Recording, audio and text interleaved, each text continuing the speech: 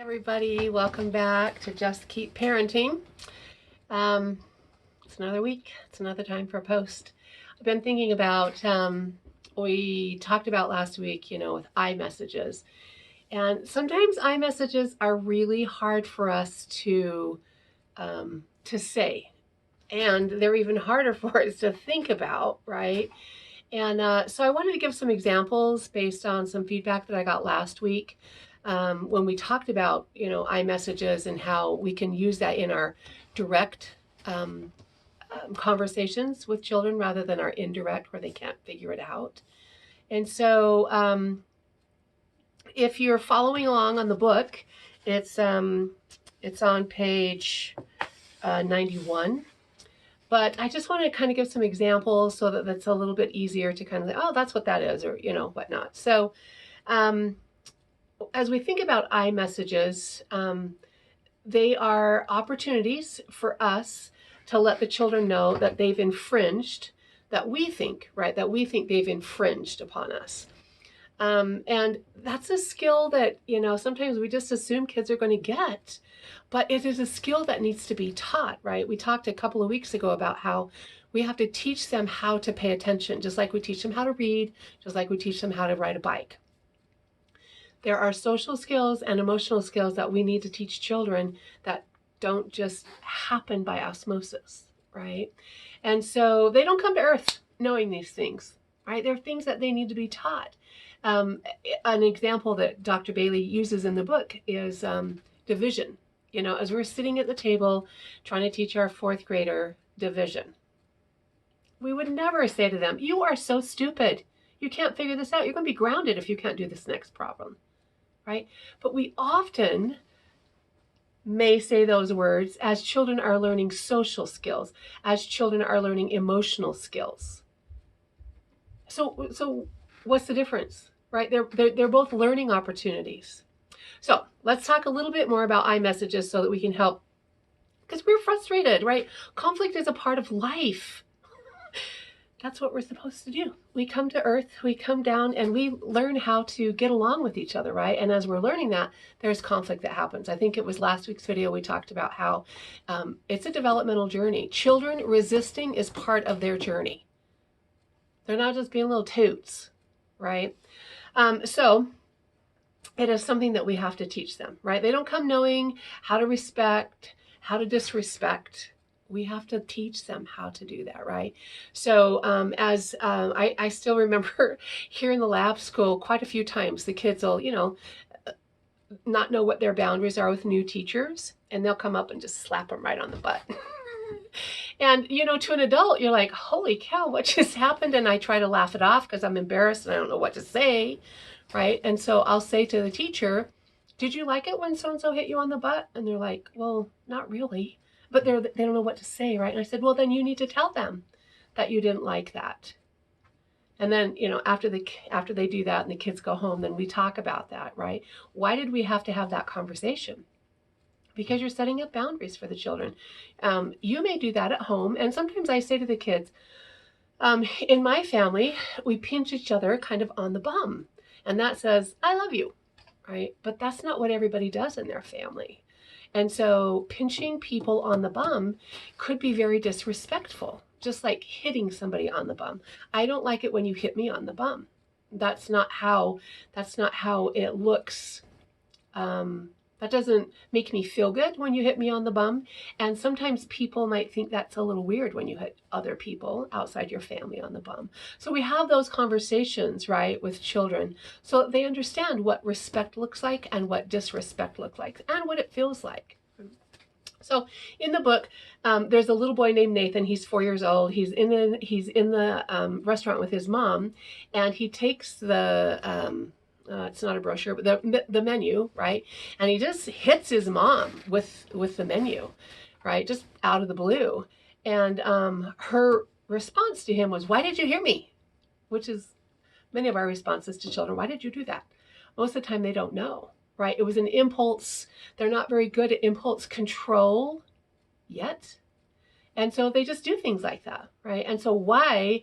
I don't know. My brain just did it. right, is really what's happening in their brain. They don't have an answer for us, right? What was that for?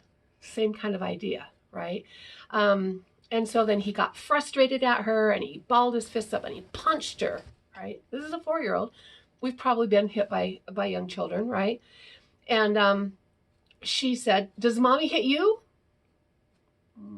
Right? So she's not asking the right kinds of questions that are helping him to understand this is not appropriate, right? And then he starts crying, right? And the response is, "Why are you crying?" "Oh, I don't know. I've got all this stuff going on, and you're asking me all these questions I don't know the answers to, and so I'm just going to cry," right?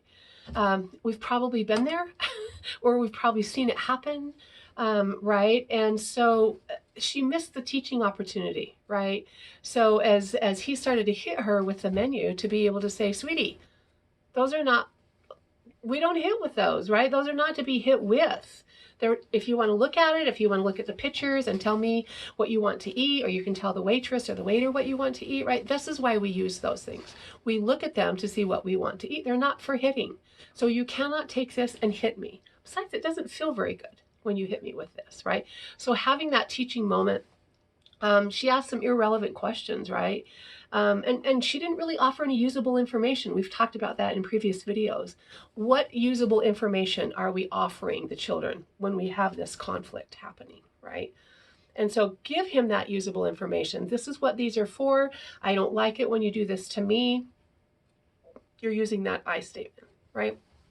Another example that Dr. Bailey used was a soccer game. Mom and child were at the soccer game, and the child did something, right, and inappropriate, and the mom just looked at him and said, "You are so rude. Do you want to be grounded?"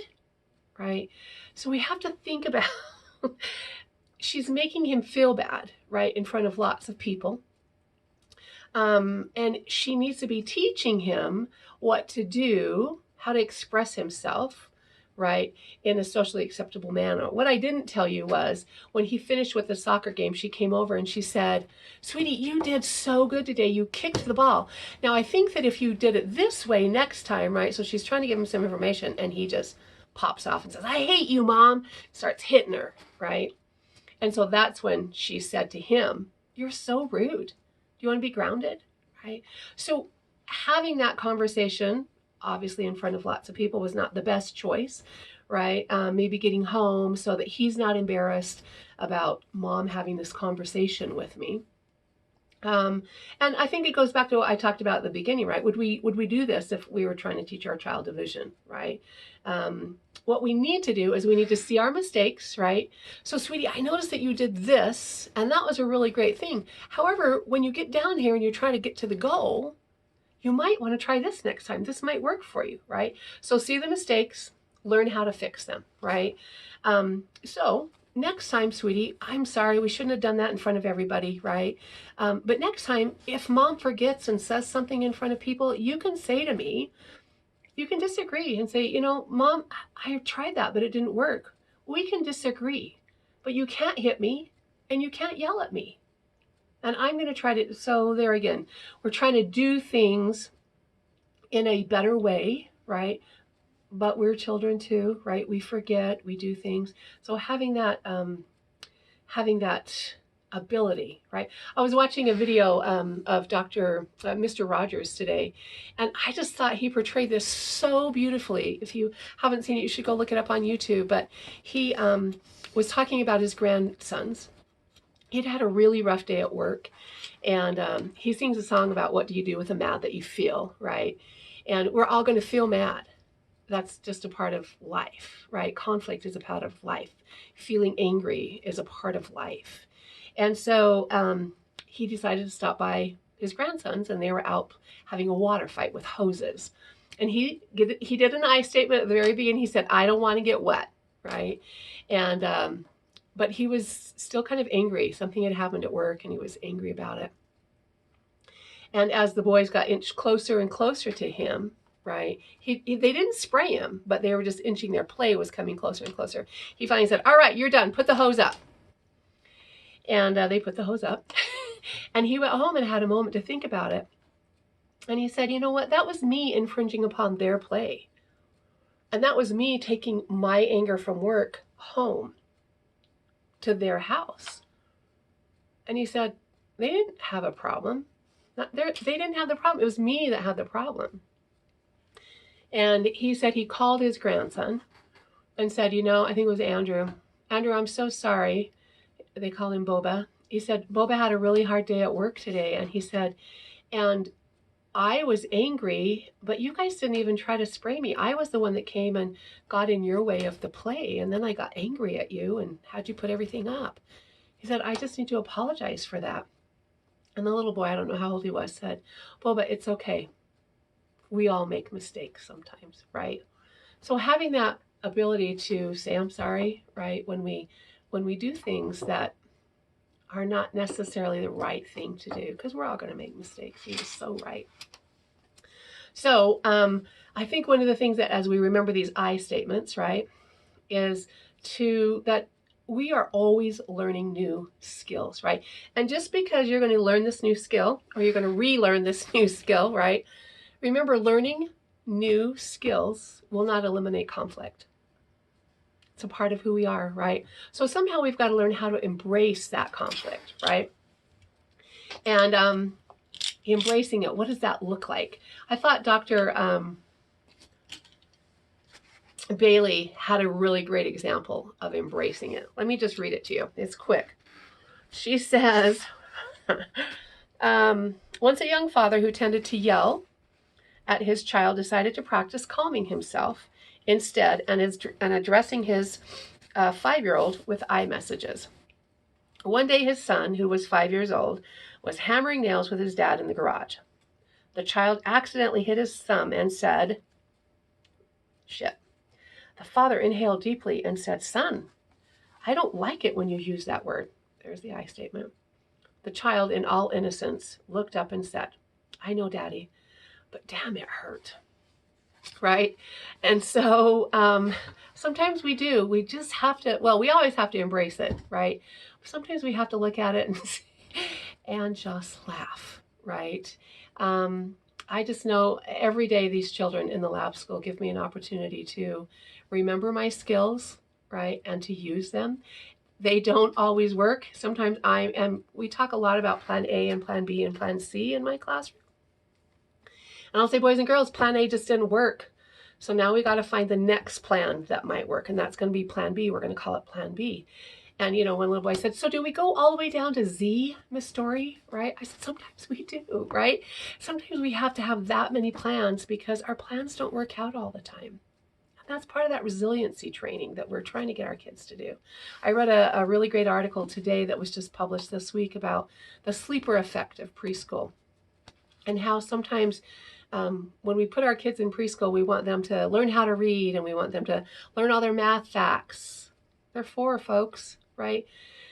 Anyway, what this article talked about was the sleeper effect is sometimes we don't see the effects of preschool like we want to. We don't see them learning how to read. We don't see them.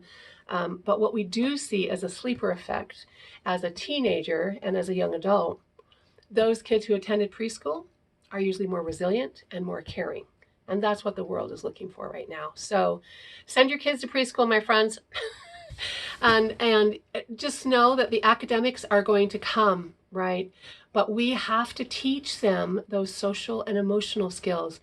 And if you're not able to do it at home, send them to preschool so those teachers can do it there. And look for preschools that are teaching resiliency skills. Look for preschools that are teaching children those caring skills along with the academics, right? But we've got to focus on what's not being focused on. And those are those types of skills. Thanks for joining. Share Just Keep Parenting with somebody that you love, and we'll see you again.